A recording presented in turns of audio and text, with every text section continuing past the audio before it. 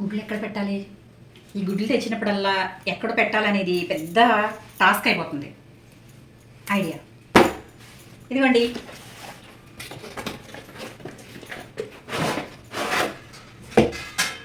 చూసారా,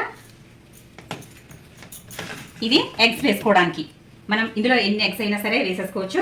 నాకు తెలిసి ఒక 25 వరకు పడతాయి అనుకుంటున్నాను. ఇప్పుడు ఇందులో అయితే ఎగ్స్ వేసేద్దాం. ఇలా మెల్లగా ఇందులో వేసేస్తే ఈ ఎగ్ అనేది ఇలా వెళ్ళిపోతుంది. ఇలా అన్నీ వేసిన తర్వాత వాటికి అవి కిందకి వెళ్ళిపోతాయండి.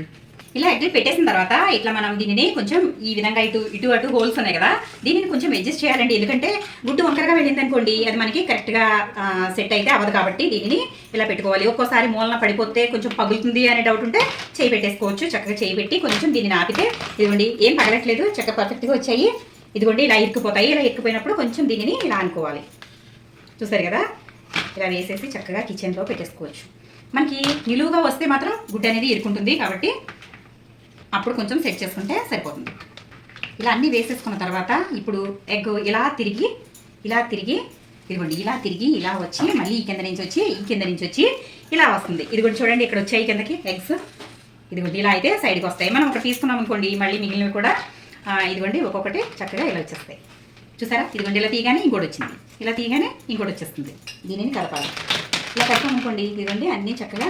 ఇది మనకి ఎగ్ పడినా కూడా ఏమవదండి, చక్కగా పెంకు చాలా డెలికేట్గా ఉంటుంది కదా.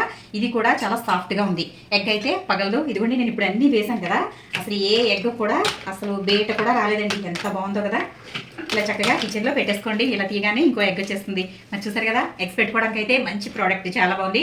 ఇది నేను ఆన్లైన్లో బుక్ చేశానండి. మరి మీకు ఎవరికైనా కావాలంటే కనుక లింక్ అని కమెంట్ పెట్టండి, మీకు లింక్ అయితే ప్రొవైడ్ చేస్తాను. వీడియో నచ్చితే కనుక లైక్ చేయండి, షేర్ చేయండి, సబ్స్క్రైబ్ చేయండి.